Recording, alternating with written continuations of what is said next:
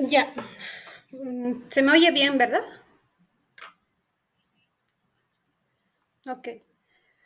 Bueno, vamos a hablar de lo que es la entrevista con un paciente difícil.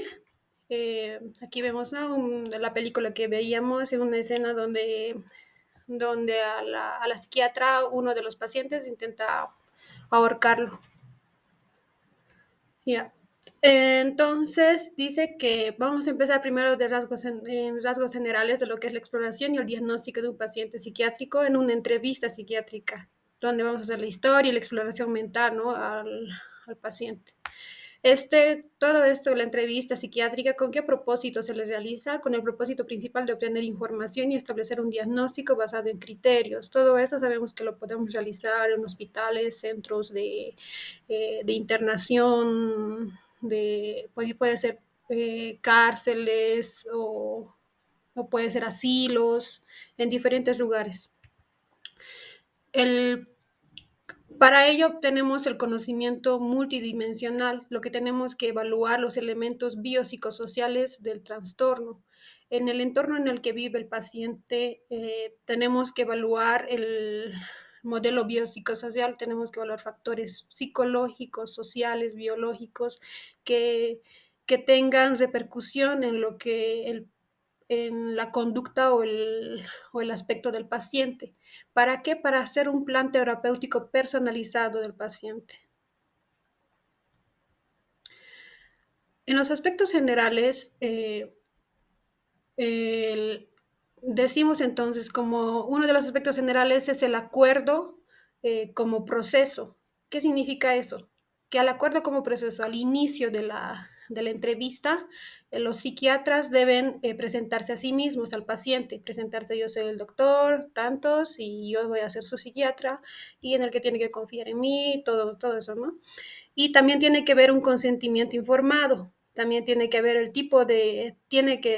el tipo de intervención que va a realizar, tiene que informar al paciente qué tipo de intervención va a hacer para este, esta terapéutico, ese tratamiento. Y el tiempo en el que se va a realizar la entrevista, generalmente se dice que las entrevistas duran hasta casi una hora, 20 a 30 minutos, algunos hasta una hora, ¿no? Y dependiendo de la extensión que se pueda hacer la entrevista, entonces pueden aumentar hasta 2 sesiones o pueden alargar porque puede que se canse también. El paciente desea alterar o añadir algunas cosas a lo que ya tienen. Durante la entrevista el paciente puede quitar algunas cosas que no quisiera hablar, pero, o sea, el paciente está consciente de lo que va a decir, ¿no? El aspecto crucial es si la valoración del paciente es de forma voluntaria. Todo esto tiene que ser de forma voluntaria, nada tiene que ser bueno, puede ser llevado en contra de su voluntad, pero tiene que estar eh, esto de voluntad o en contra de su voluntad, tiene que estar puesto en la historia clínica. Otro también de los aspectos generales, ya hemos visto el acuerdo como proceso, y también la privacidad y confidencialidad que ya había mencionado.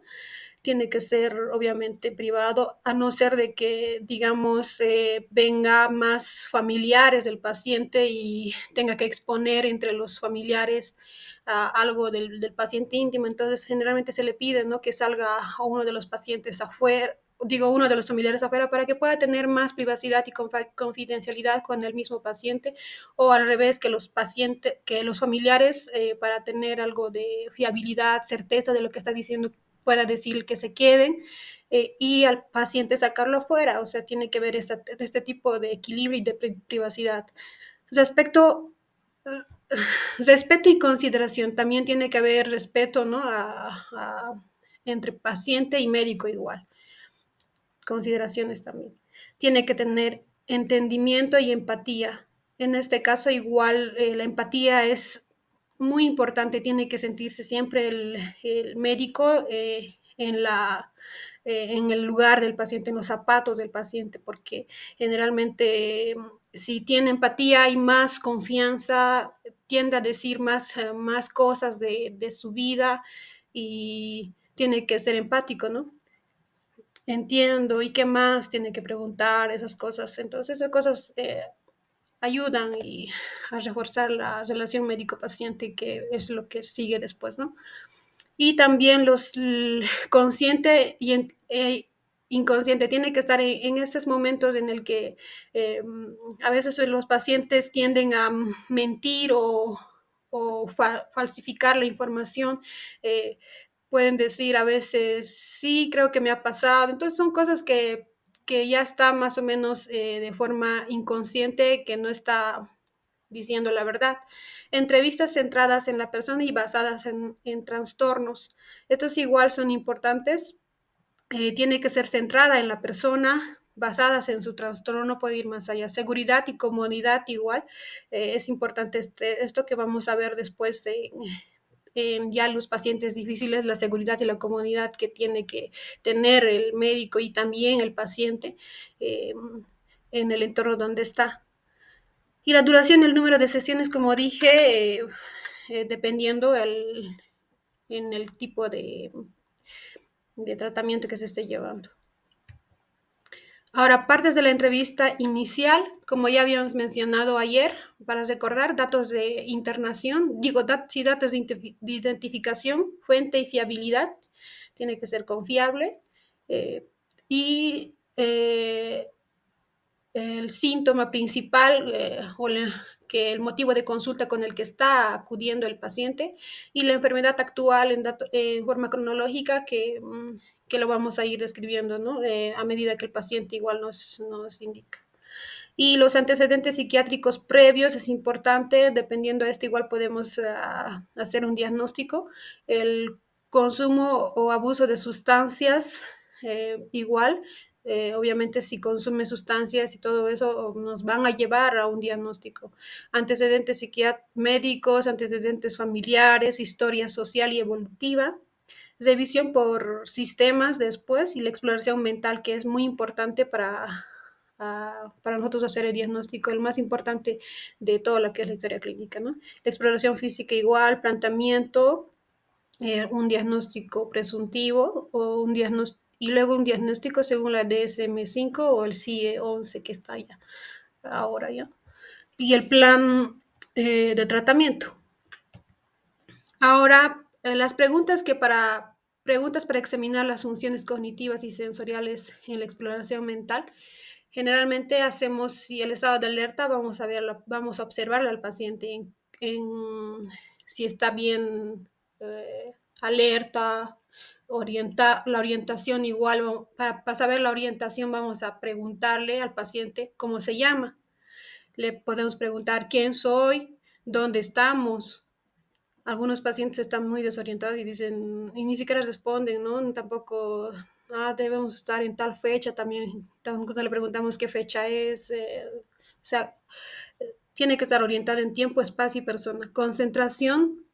Eh, Concentración, le podemos pedir que diga el abecedario al revés, o que comience de la Z, o que diga los meses del año, o que cuente los números, y eso vamos a ver si está concentrado. En la memoria inmediata, reciente, a largo plazo, le pedimos que también en la inmediata repita números, o en la reciente podemos preguntarle qué ha hecho recientemente, ¿no? Como qué ha desayunado, qué ha estado haciendo en la mañana. A largo plazo también podemos preguntar la dirección en la que estaba en la primaria, digamos, dónde estudiaba, cómo se llamaba su maestro, de qué institución, universidad viene, depende de la edad del paciente, ¿no? Obviamente tiene que ser a largo plazo. Luego, los cálculos matemáticos o la, mm, o la memoria, podríamos preguntarle. La cultura general también podríamos preguntar, el razonamiento abstracto para ver, ¿no? La memoria, todo eso. Entonces, ya entrando a lo que es el paciente difícil en una entrevista, definimos entonces qué es paciente difícil. Hay varias definiciones, pero yo le puse esta, dice que es un grupo heterogéneo de pacientes frecuentemente afectados de enfermedades relevantes. Y esto como qué fin, cuyo único rasgo común es la capacidad de producir distrés al médico y la equidad que los atiende. O sea, que un paciente que viene con alguna enfermedad muy relevante como psicópata, digamos, pero en este caso ya con delirios y todo, entonces tiende al paciente, digo, al médico producir un distrés, una incomodidad al médico y esto va a causar descontrol, eh, eh, a, va a causar autoridad baja, aversión, temblor, resentimiento, desesperación, enojo, frustración. Podría causar este tipo de cosas en el médico y también en el paciente, pero más va a causar que el médico se distraiga en estas cosas y es un paciente que le va a afectar al médico. Ahora, ya entrando a lo que son ya, entrando a lo que son en los pacientes psicópatas, vamos a ver pacientes psicópatas, pacientes deprimidos y potencialmente suicidas, pacientes agresivos, agitados y potencialmente violentos y pacientes mentirosos. Ahora, los pacientes psicópatas, estos pacientes tienen trastornos mentales graves que causan ideas y percepciones anormales, o sea que tienen delirios, alucinaciones, paranoias y siempre están como que atemorizados y cautelosos, ¿no? De en qué momento alguien, no sé, si tienen alucinaciones, están cautelosos de escuchar esas alucinaciones, capaz le dicen, matale a tal persona, matale, matale, y entonces están cautelosos en todo tiempo. Dificultades para pensar o razonar con claridad, también tienen alucinaciones auditivas, perdón, alucinaciones activas durante la entrevista. Eso es un dato importante, que durante la entrevista ya esté teniendo alucinaciones activas. También tiene suspicacias respecto al propósito de la entrevista, ya desconfía de la entrevista que le está haciendo el médico. Pensamientos y comportamientos paranoicos, como dije, de que alguien le está persiguiendo, o alguien tiene la sensación de tal vez quisiera que alguien le quiere matar o alguien le quiere envenenar. Son eh, aspectos que el paciente siente, por decir, en las alucinaciones, en los delirios, perdón, los delirios, falsas creencias de que los delirios son más que todo falsas creencias fijas, ¿no? Que están ahí, podemos decir delirios, por ejemplo, como un delirio, a ver, de que se ha enamorado de algo inalcanzable, pero dice este paciente, por decir, es un paciente masculino y dice que eh, Angelina Jolie está enamorada de mí, estoy seguro, está enamorada. Es un delirio más que todo amoroso, heteroamoroso, creo que se le dice. Y también hay delirios celopáticos, por ejemplo, que diga, mi pareja es infiel, siendo que no es infiel. Yo estoy seguro que es infiel y les empieza a celar todo el tiempo. O somáticos, delirios de somáticos que piensa que está enfermo todo el tiempo. También se podría confundir como o decir como paranoia, ¿no? Porque los paranoicos igual, o los hipocondríacos, perdón, los hipocondríacos también dicen que están enfermos todo el tiempo. Las alucinaciones, eh, las alucinaciones, perdón, en los delirios quería comentar más. Cuando tienen estos pacientes delirios es importante decirles, no, o sea, como médicos nosotros no tenemos que decir, ay no, este paciente está loco, obviamente tenemos que saber indagar más y más información sobre eso.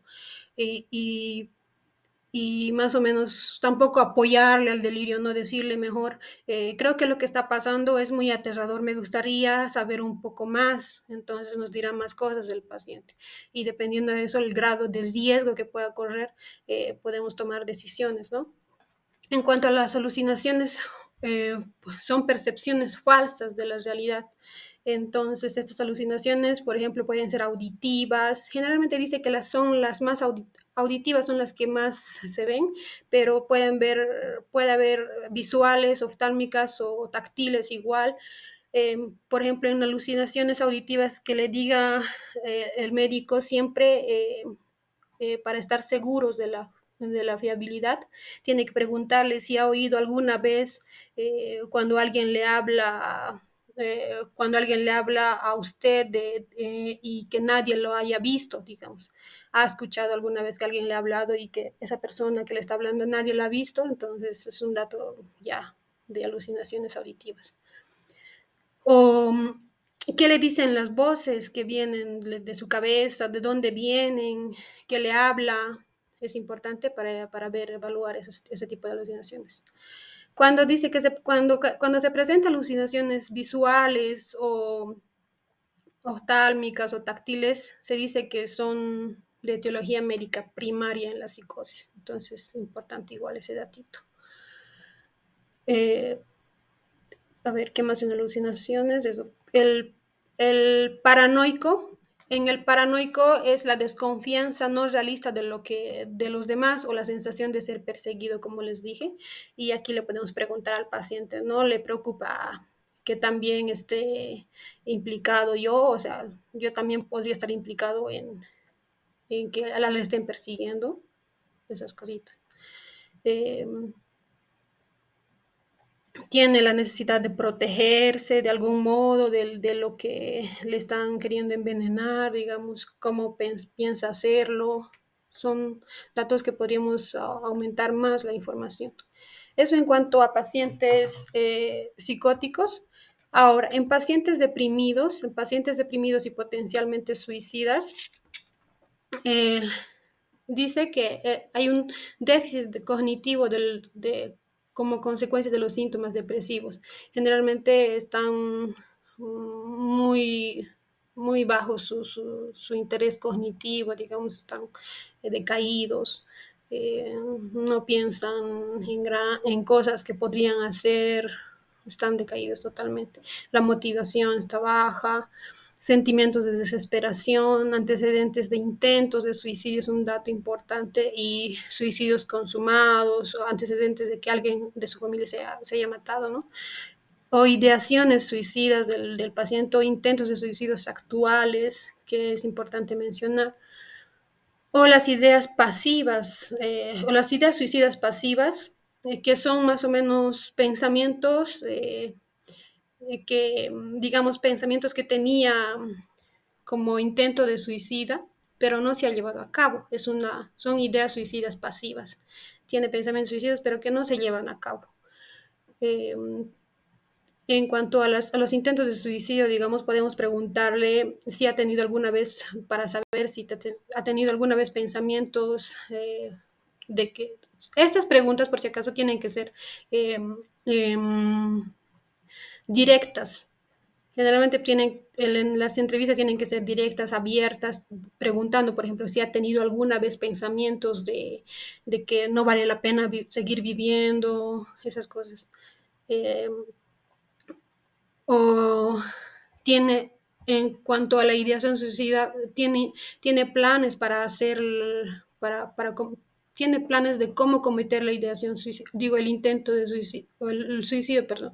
Tiene planes de cómo cometer el suicidio, por qué medios lo podría hacer, si ya tiene listos los planes para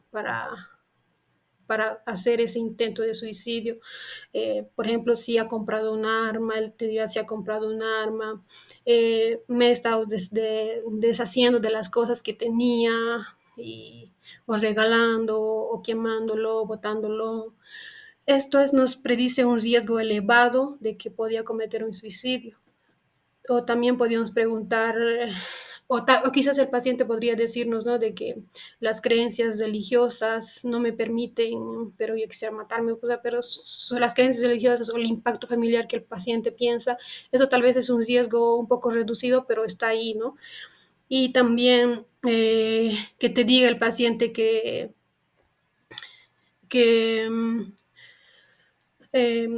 tengo una mascota y nunca quiero abandonar a la mascota, nunca lo podría abandonar a la mascota. Tengo una mascota que tengo que cuidar y todo. pero ¿qué pasa si la mascota se muere? Entonces es un riesgo mucho mayor. En todos estos pacientes, la seguridad del paciente debe ser la principal prioridad para nosotros. Pacientes agresivos y agitados y potencialmente violentos. eh, estos pacientes, en estos pacientes tenemos que tenemos que privar de lo que es lo más importante de lo que es la seguridad del paciente y del psiquiatra. Quizá más del psiquiatra, ¿no? Pero en este caso sí, ahí tiene que privar la seguridad en ambos casos. Pacientes agresivos suelen entrevistarse esto en servicios de urgencias. ¿Por qué? Porque hay más seguridad por el lugar donde están, o los psiquiatras deben conocer también los dispositivos de seguridad disponibles en caso de que ya alguien empiece a tener conductas agresivas o empezar a levantar la voz o conductas amenazantes. Entonces la psiquiatra o el médico tiene que conocer los dispositivos de seguridad disponibles, alarmas, todo lo que esté a su alcance, puertas de escape, lo más rápido posible, porque estas cosas pueden comprometer su vida. Ser consciente de su propia postura corporal o su posición corporal del médico y evitar posturas amenazantes. Si yo me siento y empiezo a poner puños en ambas manos y el paciente ve eso, entonces ya ve como una amenaza, entonces no tengo que tiene que estar relajado el cuerpo, no puede poner posturas de agresión. Abordar la entrevista de forma tranquila y directa, tiene que ser estas entrevistas eh, tranquilas, directas. No, no puede decirle al paciente, digamos, cuando hayamos acabado, puede irse a su casa. Es como que le estoy poniendo condición de que si nos apuramos vamos a irnos a la casa, ¿no? Sí. Entonces tiene que ser tranquila, no tiene que eh, ir con regoteos, perdón. Y se siente amenazado, no podría centrarse en la entrevista. Esos pacientes a veces, los médicos, cuando el paciente empieza a ponerse agitado, empieza a ponerse amenazante, el médico obviamente ya se va a sentir incómodo y se distrae de la entrevista y no se centra y se siente amenazado y ella piensa que corre el riesgo el médico. Y antecedentes de violencia que tenga ya el paciente también son datos de alta violencia. Puede, en este caso, al paciente investigarse qué es lo que ha pasado, si ha tenido episodios anteriores de violencia, cómo ha sido la medicación, digamos, cómo ha hecho para prevenir esta violencia o parar la violencia, como puede ser medicaciones o que tenga actividad física o hablar con una persona de confianza de estas cosas y tal vez de esa manera ha bajado su actitud de violencia. O también um, también puede ser breves interrupciones al paciente, pero en este caso también si el paciente eh, se siente con una conducta violenta y tiene planes de iniciarlo de manera directa la violencia, el paciente, entonces le tiene que dar antipsicóticos, es importante en estos pacientes. Ahora, pacientes mentirosos. Los pacientes mentirosos son los que generalmente están, obviamente, mintiendo y engañando a los psiquiátricas por razones muy distintas. Por decir, razones de que eh, quieren ausentarse laboralmente de su trabajo o quieren recursos económicos extras de alguna cosa o medicación complementaria, quieren seguir medicados o beneficios psicológicos al recibir un tratamiento psicológico con el papel de enfermo, digamos. Estos pacientes dependen del propio relato del, los psiquiatras, perdón, los psiquiatras dependen del propio relato del paciente. Generalmente no tienen tal vez una certeza de cuán confiable es la información que le esté dando el paciente. Y para ello tienen que acudir a terceras personas para ver la fiabilidad del paciente o preguntar más cosas para ver si hay incoherencia o no de lo que le está informando el paciente o los familiares también. Existen también pruebas psicológicas que pueden ayudar a la evaluación más completa de la fiabilidad del paciente. Pueden ser como estos datos, ¿no? El polígrafo, el detector de mentiras, las hipnosis, indicaciones conductuales de la mentira, análisis del estrés de voz, análisis del contenido basado en criterios, entrevistas asociadas con drogas. Eso. Gracias.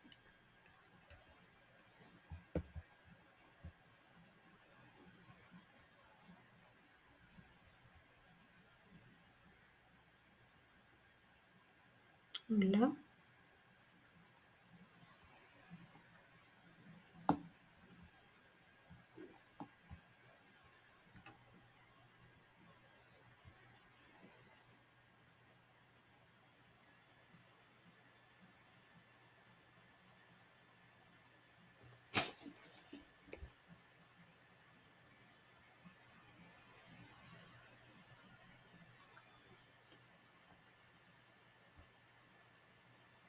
Hola, hola.